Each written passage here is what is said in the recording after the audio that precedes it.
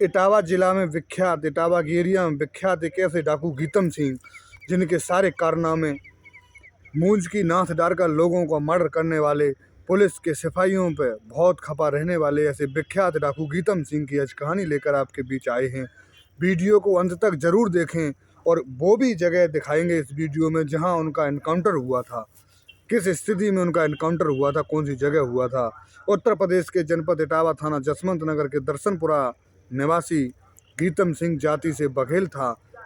शिक्षा दीक्षा में बहुत कमज़ोर, 8वीं पास की गीतम सिंह ने। 8वीं पास के बाद उसका लगाव डाकुओं से हो जाता है, उसकी छोटी छोटी चोरियों में इच्छा बढ़ जाती है। घर वाले लोगों ने बहुत रोका था, रोकने की स्थिति में कामयाब न रहकर इसी स्थिति में चलते हुए बसरियर के पास गांव चमनपुरा पड़ता है, बसरियर थाने में, वहाँ उन्होंने भैंसों की चोरी की।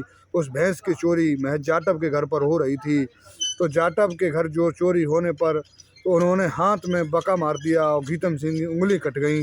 उंगली कटने के बाद उनकी स्थिति बनी रही। फिर उनके बाद घिरौर में उन्होंने घिरौर के पुल पर एक व्यापारी को लूटा। उस व्यापारी से लाखों की संपत्ति और रुपए लूटकर उन्होंने इस अंजाम दिया। उसके बाद पुलिस ने उन्हें गिरफ्तार किया। जब पुलिस गिरफ्तार कर लेती है, छूटने के बाद वो इस क्राइम की दुनिया के बेताज बादशाह बन जाते हैं।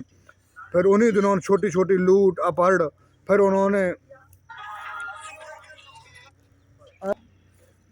उसके बाद उनका प्रेम प्रसंग बढ़ता है, किशोर मूर्ति से प्यार हो जाता है।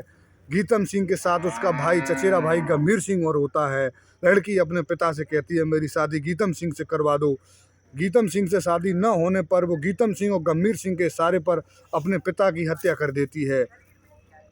अब क्षेत्र और समाज में बहुत दहशत हो गई थी कि गीतम सिंह कोई एक था। अब भैंसान पड़ता है वहीं ललखौर के पास, उसमें इसी की गैंग का एक साथी था सीताराम। उस समारोह में गीतम सिंह जाते हैं और शराब पिलाकर गीतम सिंह और गंभीर को दोनों को एक कमरे में बंद कर देते हैं सीताराम। उसके बाद वो जसवंत नगर थाने जाते हैं, पुलिस को सूचना देते हैं। तभी गांव की एक वृद्ध महिला जो बघेल समाज से ही थी, उसने गीतम सिंह को निकाल कर बाहर कर दिया।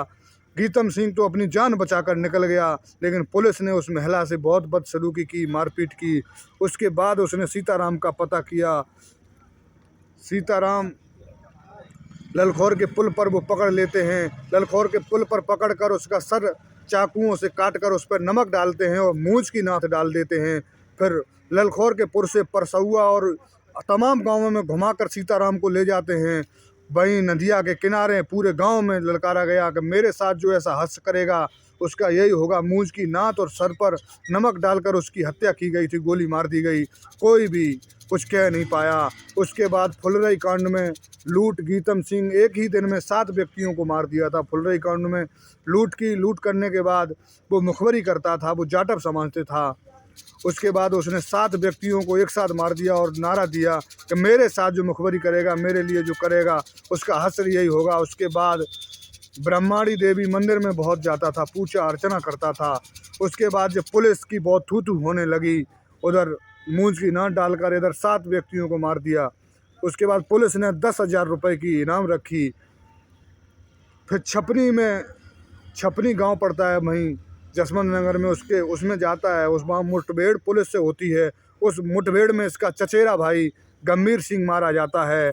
उसके बाद डाकू गीतम सिंह का मन बहुत विचलित होता है, अकेला सा पड़ गया था, अब मैं कुछ नहीं कर सकता। फिर इसी के लिए उसकी आस्था बढ़ती है। आस्था में थाना कुर्रा में नेमा देवी का मंदिर पड़ता है। उन दिनों में बहुत विचलित देवी थी नेमा देवी। लगभग 12-13 साल की कन्या समाधि लगाकर बैठ गई थी। उसका मन हुआ दर्शन करने के लिए, तो बीच में वो बस में आ रहा था। इधर मुखबरों ने सूचना दे दी। उस सूचना में स्थिति होती है कि गीतम सिंह आ रहा है। चूँकि गीतम सिंह को पुलिस पहचानती नहीं थी, तो बताया गया मुखबर ने गीतम सिंह की उंगलियां कटी हैं। वो इलाका था तखरऊ का पुल के आगे एक नौदा बाग पड़ता है। उस नौदा बाग में पुलिस उन्हें पकड़ लेती है। उस नौदा बाग में उसके एनकाउंटर होता है। तो आज भी गीतम सिंह की वो दहशत है, शेरे बघेल कहा जाता है। उस नौदा बाग को आज भी लोग गीतम सिंह की बगिया के नाम से जानते हैं। ऐसे गीतम सिंह का अंत हुआ।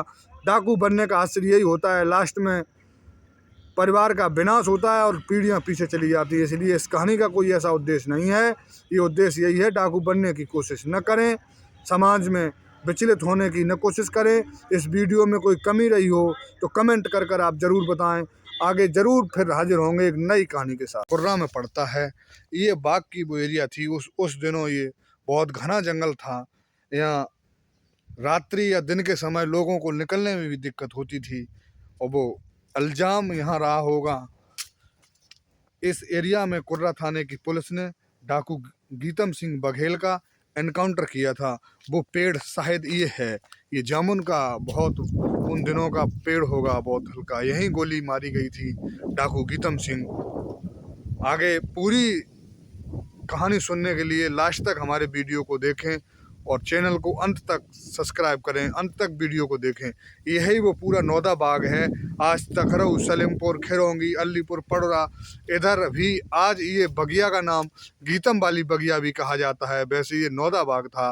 पूरी कहानी सुनने के लिए कैसे गीतम डाकू बना, किन किन परिस्थितियों में आकर उसने जुर्म की दुनिया का बादशाह बना, पूरी जानकारी सुनने के लिए वीडियो को अंत तक देखें। धन्यवाद।